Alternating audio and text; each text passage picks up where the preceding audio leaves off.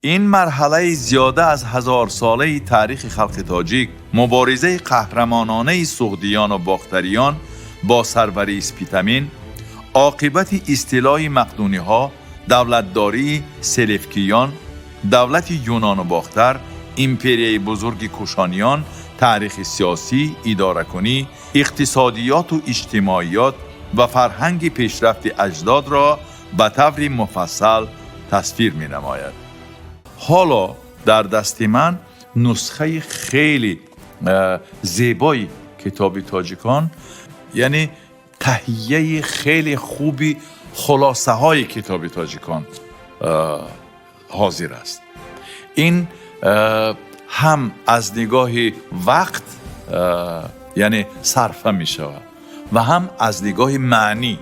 یعنی فشرده تمامی خیلی چیزایی هست که مثلا شاید عالم ها، اونایی که تخصصی اند باید بخوانند در کتاب تاجیکان 2 جلده، اما این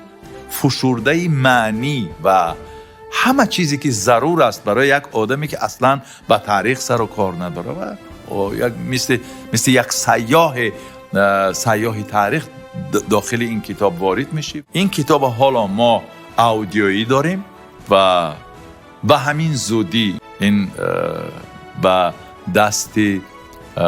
مثلا حرفه‌ای‌ها میرسه و از رادیو شنونده میشه و من خواهش میکردم که از شنیدن و از